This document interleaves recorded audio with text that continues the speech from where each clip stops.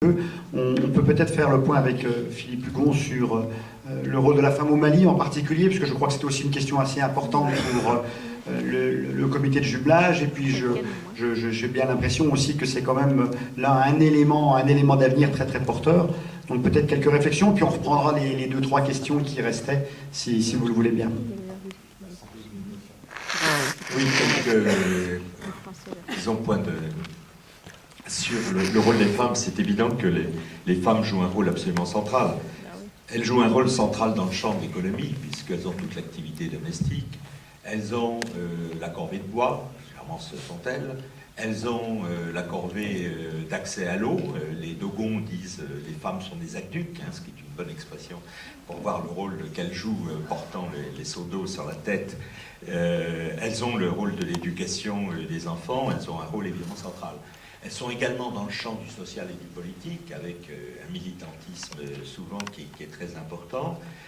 Et puis ces personnalités, il y a un roman qui s'appelle Madame Ba, qui a été écrit par Orsena, qui décrit aussi très bien ce que peut être une femme malienne dans son rôle international. Là, dans le cas présent, c'est en France. Ceci étant, il y reste encore un certain nombre de problèmes, à mon avis, qu'il ne faut pas occulter. D'abord, on est dans des sociétés, ça a été rappelé d'ailleurs dans le film, où l'excision concerne plus de 9/10 des femmes. On est dans des sociétés polygames. Moi, j'ai beaucoup discuté avec des femmes maliennes sur la polygamie. C'est accepté parfois, ça ne l'est pas toujours. Et cette question, vous avez des écrivains, Moussa Konaté par exemple, qui a beaucoup écrit sur ces questions. Il est évident que la femme n'est pas actuellement totalement libre. Il y a la question du contrôle de la fécondité. On l'a rappelé dans le film, je crois qu'ils exagèrent un tout petit peu, mais c'est autour de ça, c'est autour de 7 enfants par femme en âge de féconder le nombre d'enfants actuellement au Mali. Donc c'est un vrai problème si la fécondité n'est pas maîtrisée, voulue réellement par les femmes. Et puis, on ne peut pas taire actuellement ce qui est en train de se passer sur le rôle des femmes. Comme vous le savez, il y a un code de la famille qui a été programmé, qui devait être mis en place en 2009. Ce code de la famille voulait dire les femmes l'âge du mariage est fixé à 18 ans, alors qu'on sait beaucoup qu'il y a des mariages forcés vers 13-14 ans. Il était dit également que la parenté et le pouvoir paternel devenaient une autorité de la famille.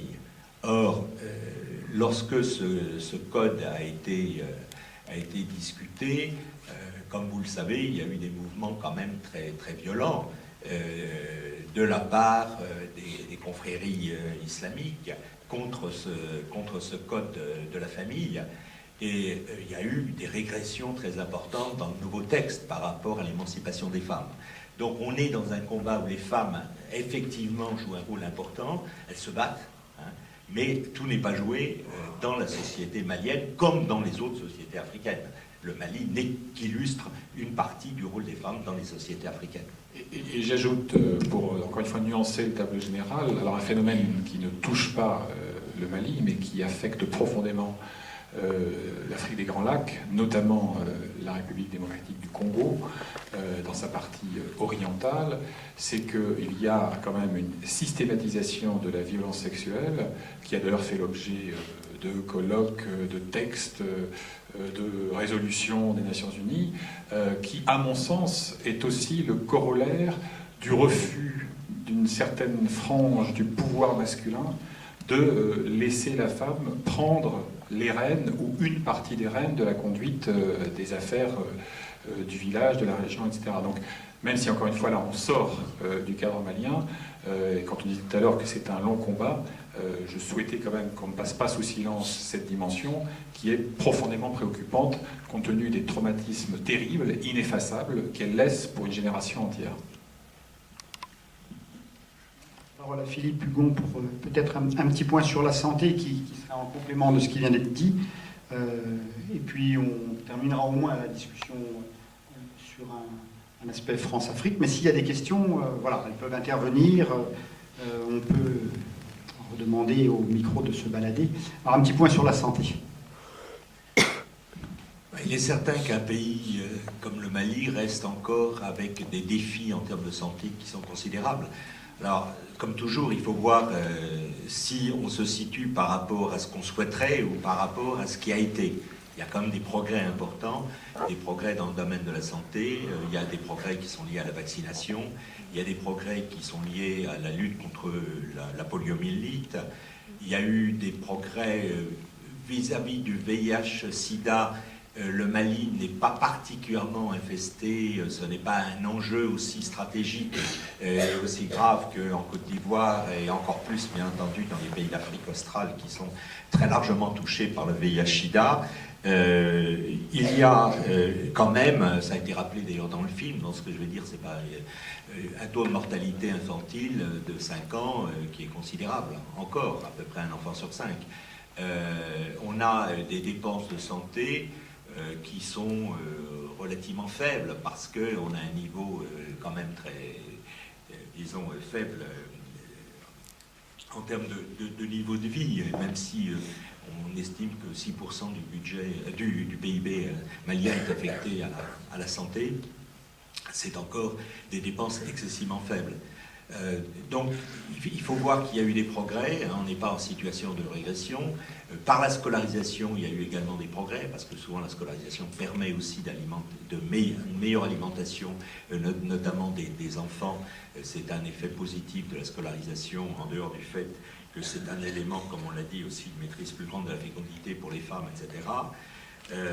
Il reste quand même énormément de défis. Donc au fond, les grandes questions, je dirais, de la santé, il y en a deux majeures. C'est la question de la malnutrition. La malnutrition, il faut savoir que c'est une question qui concerne surtout les zones rurales. La grande pauvreté alimentaire, les très grandes disettes se trouvent en zone rurale, où les régimes alimentaires sont beaucoup moins diversifiés et surtout le niveau de vie des populations est beaucoup plus faible en termes de revenus. Donc pour peu qu'on soit dans une situation de paysans relativement déficitaires, eh bien pour peu que les prix alimentaires augmentent, les populations rurales, notamment, ne peuvent pas avoir accès à ces biens alimentaires. Même si les mouvements d'émeute se situent, par contre, par des mouvements urbains. Ce qui est un autre problème, c'est que ce sont les urbains qui manifestent beaucoup plus que les ruraux par rapport à la malnutrition. Or, la malnutrition est centrale au niveau des systèmes de santé. Donc ça, c'est un élément très important. Et un deuxième élément absolument stratégique, c'est l'accès à l'eau potable. L'accès à l'eau potable existe en zone urbaine, parfois par des bancs de fontaines, parfois parce qu'on achète l'eau, parfois parce qu'on est branché, mais en zone rurale, souvent l'accès à l'eau, c'est l'accès à l'eau du marigot, c'est pas un accès à une eau qui a été traitée. Et derrière l'eau, vous avez toutes les questions des premiers facteurs de mortalité.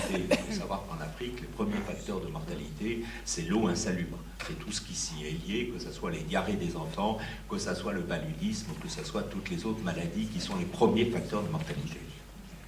Si on élargit un peu le champ à l'ensemble de l'Afrique, on s'arrête justement sur ces pandémies qui entravent si cruellement l'essor du continent, on peut bien sûr s'en tenir à l'énoncé de statistiques effarantes sur la prévalence du sida dans tel ou tel pays.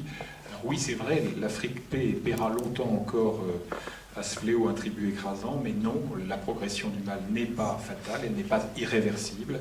Les recherches sur le vaccin, un vaccin fiable, avancent, même si elles sont évidemment à l'échelle d'une vie d'homme ou de femme terriblement lentes, mais elles avancent.